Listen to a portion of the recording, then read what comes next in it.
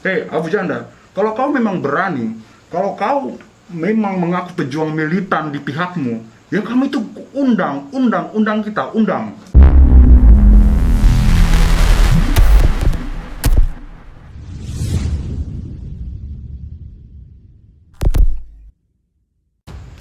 Ya, bismillahirrahmanirrahim. Assalamualaikum warahmatullahi wabarakatuh.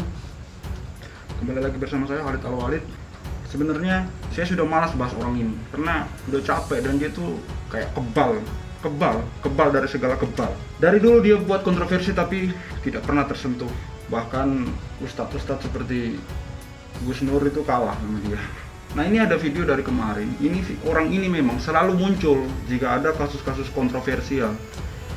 Dia selalu jadi sosok hero yang seolah-olah dia ini orang yang membela semua, yang membela hak asasi manusia. Tapi lucunya, orang ini tuh hanya membela yang ada di kelompoknya saja. Padahal yang dia suarakan itu kebebasan berbicara.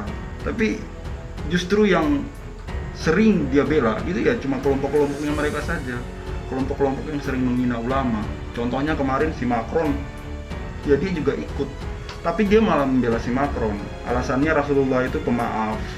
Jadi dia ikut memaafkan si Macron.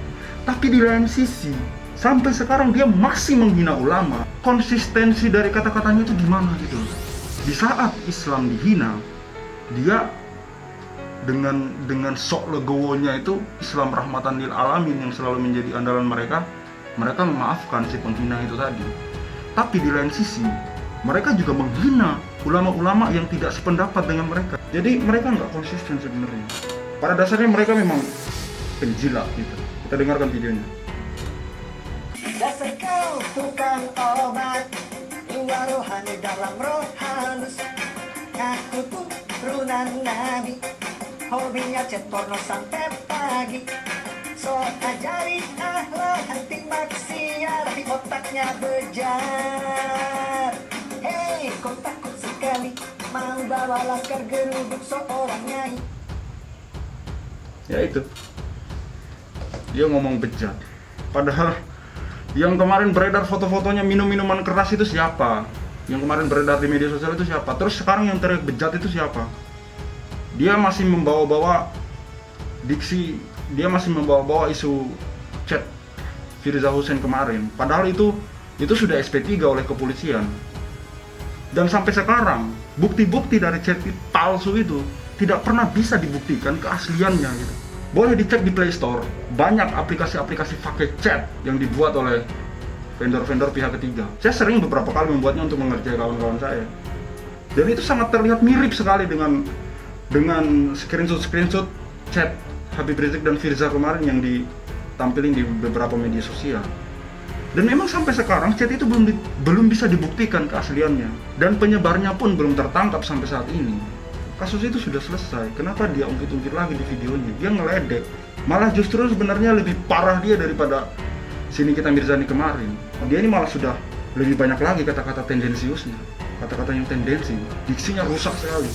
Hei Abu Janda, kalau kau memang berani, kalau kau memang mengaku pejuang militan di pihakmu, ya kamu itu undang kita, undang untuk diskusi yang cerdas gitu. Kenapa harus ulama kami terus yang menjadi sasaran ejekanmu? Sementara saya tidak pernah menghina ulama-ulama yang menjadi panutanmu, tidak pernah. Karena saya masih menghargai mereka, setidaknya mereka pernah menempuh jalur pendidikan dengan susah payah. Itu yang saya hargai dari mereka. Walaupun secara prinsip kita berbeda, tapi menghina itu lain cerita. Kalau kritik, iya, saya beberapa kali mengkritik, tapi beda antara kritik dan menghina seperti di video parodimu ini. Sangat jauh sekali perbedaannya. Ini sudah sangat merendahkan sekali. Kau katain cabul lah, chat mesum sampai pagi lah.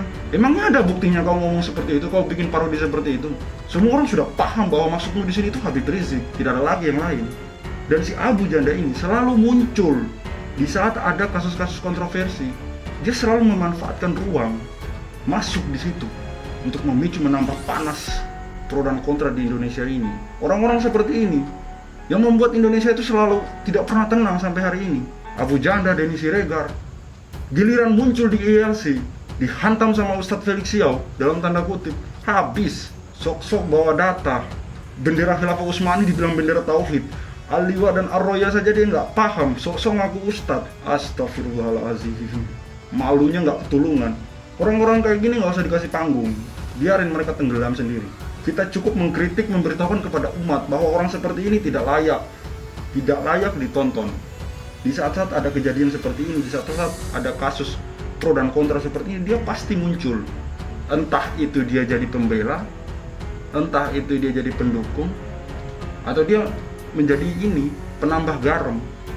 Kalau memang mau debat masalah ideologi, prinsip, atau ajaran Islam, mari kita debat, kita duduk bersama, kita diskusi. Apa yang menjadi pikiran kalian? Jangan bikin video parodi kayak begini. Muslim seperti apa sih orang ini? Bahkan orang-orang non-Muslim pun, orang Kristen, Nasrani pun masih menghargai Habib Rizik. Beberapa dari mereka masih menghargai Habib Rizik. Justru orang yang mengaku Islam seperti Abu Janda ini malah kerjaannya setiap hari menghina Habib Rizik. Apakah sudah tidak ada kebaikan di sisi Habib Rizik itu di mata dia? Apa sebenarnya tujuan dari Abu Janda ini? Saya juga heran sama orang satu ini. Dan dia kebal, sangat kebal sekali orang satu ini. Sangat berani sekali orang satu ini. Berani menghina ulama. Dia, ya salam, entah apa yang kau lakuin kalau ketemu sama orang seperti ini. Sementara ada orang non-Muslim bertemu dengan Habib Rizik di halaqah Habib Rizik, memuji-muji beliau. Orang non-Muslim ini tuh justru dulunya mantan, dia mengaku sendiri dia tuh mantan aktivis Islamofobia. Tapi karena seperti yang saya katakan di video sebelumnya, karena dia meriset betul-betul siapa profil Habib Rizik dan FPI ini dengan pikiran terbuka dan subjektif tentunya, dia menemukan fakta kebenaran bahwa Habib Rizik ini di pihak yang benar, di pihak rakyat.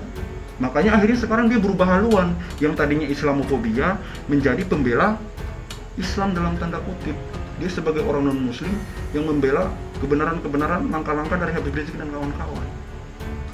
Dia menyuarakan kebenaran di sini. Mari kita nonton videonya.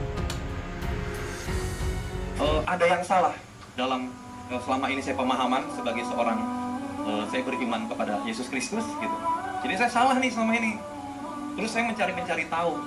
Ternyata Habib ya di battle gitu sekolahnya gitu kan gitu, dan itu luar biasa. Saya termakan mentah-mentah sejak itu 2011 sampai dengan sekarang.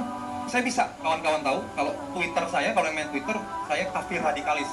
Semoga Habib kedatangan Habib beserta pengikutnya yang luar biasa mencetak sejarah. Tidak pernah ada satupun aksi massa, saya itu pengamat aksi massa, tidak pernah dalam kamus NKRI tidak pernah ada aksi massa menyambut seorang tokoh sebegitu luar biasanya Habib, gitu maksudnya. Itu luar biasa, disangkal atau tidak disangkal, maupun acara YLC tadi malam ada tekanan tidak menyiarkan, tetap fakta tidak bisa dibantah bahwa kedatangan Habib Rizik Syihab adalah satu peristiwa penyambutan aksi massa paling spektakuler dalam sejarah NKRI. Satu-satunya gerakan yang tidak bisa ditutup oleh rezim ini adalah 212. Ketika masa Islam itu bisa mendapatkan simpatik dari masa kiri, masa tengah, saya hakul yakin gitu akan ada terjadi perubahan. Selama ini kita tidak ngeblend, mudah-mudahan suara saya ini bisa merangkul. Saya juga bermati-matian selama ini 9 tahun melawan narasi-narasi Islamophobia gitu. Dan selain itu, Pak Habib, saya juga mengaku dosa nih di sini, tanda kutip. Saya itu aktivis Islamophobia sebenarnya di dunia sosial media. Jadi saya aktivis Islamophobia tuh, makanya saya berani datang 2011 itu, saya pengen tahu nih gitu, gimana sih FPI gitu. Jadi saya Islamophobia nih. Tapi 9 tahun ini saya menebus dosa saya menghantam semua narasi, bahkan saya sampai diincar oleh yang ya saya sebutnya pakai istilah ahlul Pancasila, orang-orang yang merasa paling Pancasila, yang paling bisa merasa mereka paling berjasa bagi negeri ini, paling Pancasila pokoknya lah gitu. Itu Habib. Jadi sekali lagi nama saya Yud, mudah-mudahan ini menjadi awal, karena tidak boleh berpanjang lebar juga, masih banyak kawan-kawan yang mau berbicara.